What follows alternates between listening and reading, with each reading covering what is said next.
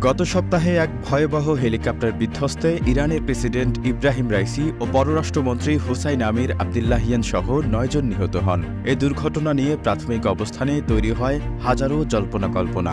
তবে সকল রহস্যের জাল ভেদ করে প্রেসিডেন্ট রাইসিকে বহনকারী হেলিকপ্টার বিধ্বস্ত হওয়ার ঘটনায় প্রথম তদন্ত প্রতিবেদন প্রকাশ করেছে দেশটির সামরিক বাহিনী। ইরানের প্রেসিডেন্ট ইব্রাহিম রাইসিকে বহনকারী হেলিকপ্টারে বুলেটের কোনো গর্ত বা চিহ্ন খুঁজে পাওয়া যায়নি।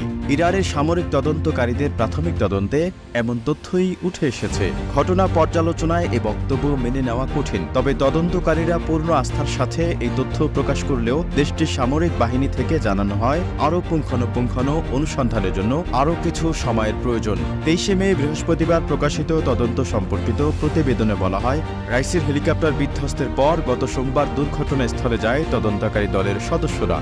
বিশেষজ্ঞ প্রযুক্তিবিদদের সমন্বয়ে এই তদন্তকারী দল গঠিত হয়। ইরানের সামরিক তদন্তকারীরা এখন পর্যন্ত অপরাধমূলক কার্যকলাপ বা নাশকতার কোনো প্রমাণ পায়নি। হেলিকপ্টারের ধ্বংসাবশেষে বুলেটের কোনো গর্ত বা চিহ্ন শনাক্ত করা যায়নি। তদন্ত প্রতিবেদনে আরও বলা হয়, হেলিকপ্টারটি পুরো সময় ধরে তার পূর্ব নির্ধারিত পথেই ছিল এবং ফ্লাইট রুট থেকে বিচ্যুত হয়নি। দুর্ঘটনার 1.5 মিনিট আগেই বিধ্বস্ত হওয়া হেলিকপ্টারের পাইলট প্রেসিডেন্টের বহরে থাকা অন্য 2 হেলিকপ্টারের পাইলটের সঙ্গে যোগাযোগ করেন। বিধ্বস্ত হওয়া হেলিকপ্টারে বুলেট বা অনুরূপ কোনো জিনিসের আঘাতের চিহ্ন পাওয়া যায়নি। হেলিকপ্টারটি বিধ্বস্ত হয় একটি পর্বতে, এরপরেই সেটিতে আগুন ধরে যায়।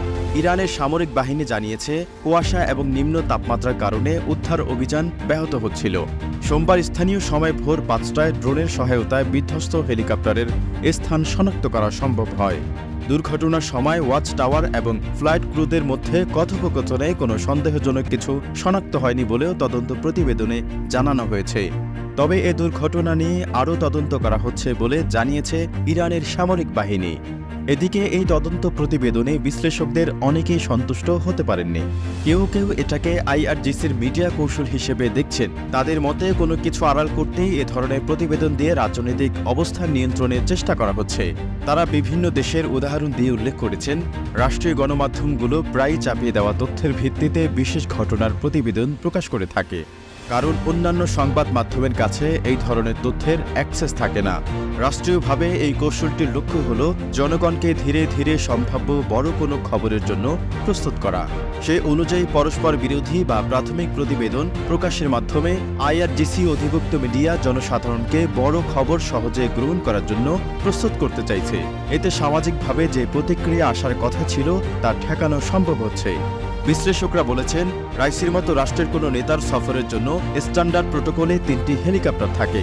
একটি থাকে সামনে, অন্যটি মাঝখানে উচ্চপদস্থ কর্মকর্তাদের জন্য এবং তৃতীয়টি পেছন থেকে সহায়তার জন্য। তবে রাইসির বেলা শেষ মুহূর্তে হেলিকপ্টারের পজিশনে অদল বদল করা হয়, যা স্বাভাবিক প্রক্রিয়ায় ছিল না। তদন্তে এসব এড়িয়ে যাওয়া হয়েছে।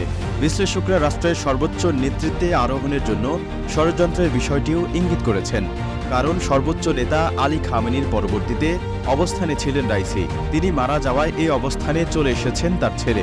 বিষয়টি ইঙ্গিতপূর্ণ বলে অনেকে মনে করেন।